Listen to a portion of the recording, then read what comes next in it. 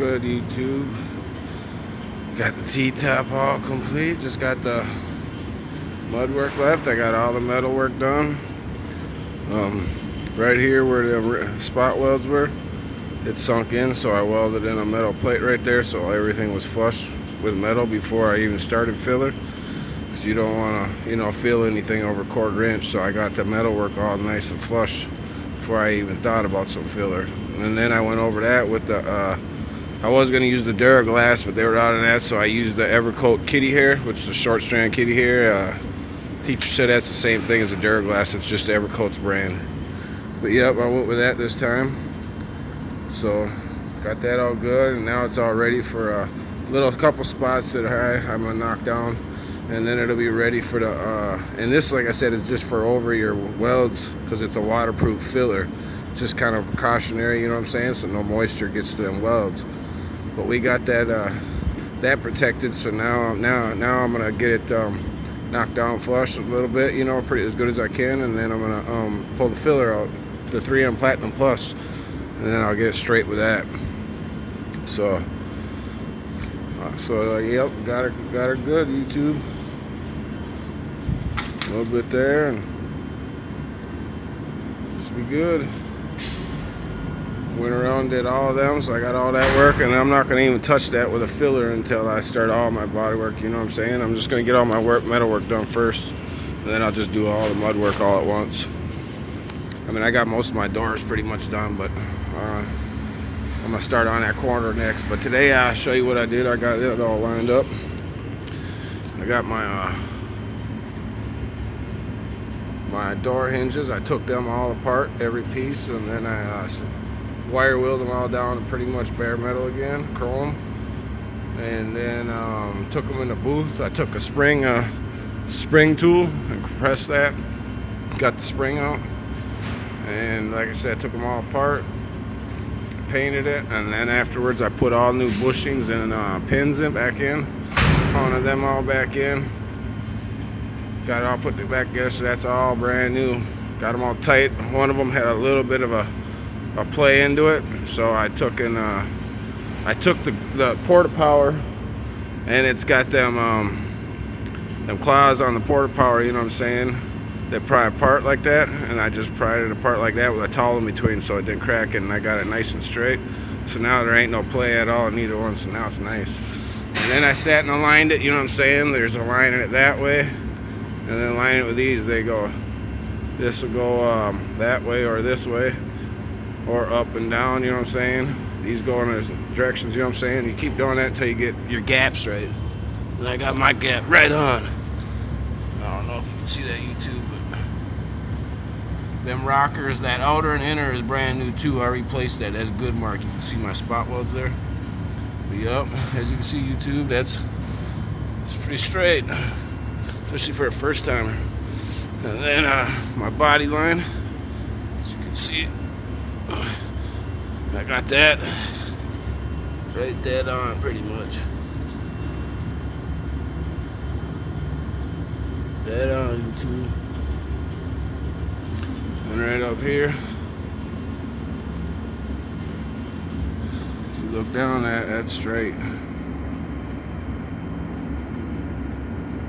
So yep, I got that right on, YouTube, and then I got the gap pretty even all the way down. The only spot a little bit right here, but when I pull it, the gap's straight. So when I put my quarter on, and I'll tell you when we adjusted this door, when I did it, teacher suggested it's easier to adjust these doors to get them lined by taking the striker off, because the striker will interfere with your gap, you know what I'm saying?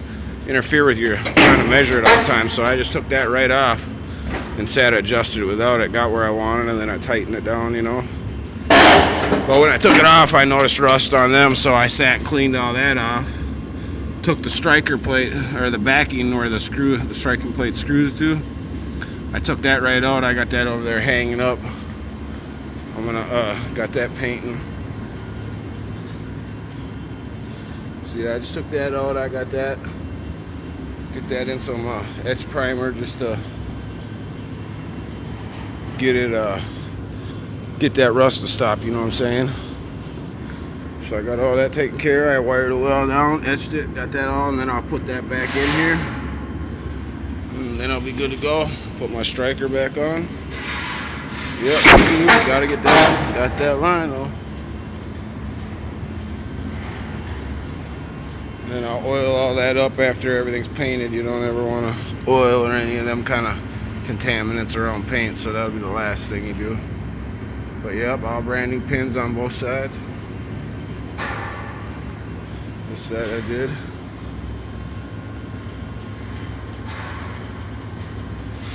Brand new pins and bushings. That's just the etch primer.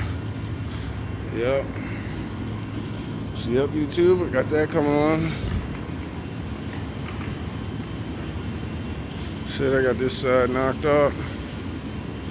Can't even tell that was a hard top. Can't even tell.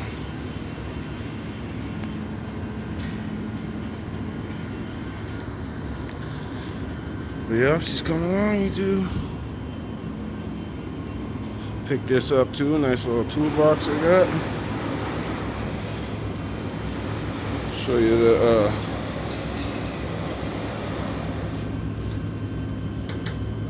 this little tool here. I'll show you that.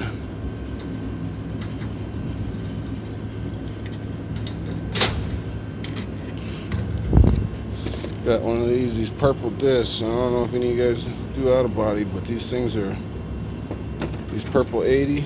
The Cubitron, not the Green Corps, the purple 80.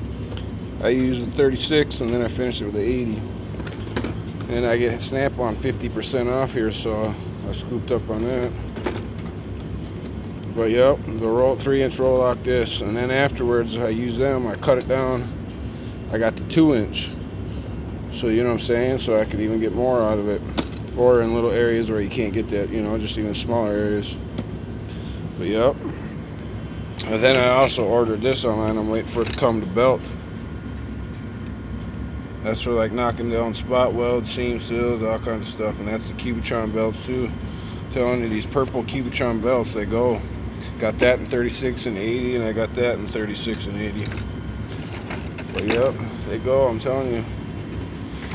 They last. It's got big drawers in it. Look at that, hold a whole can of 3M, whole gallon of filler. Gallon reducer. I mean, he's got some pretty deep drawers. Got them over at Menards. This is the 46-inch model.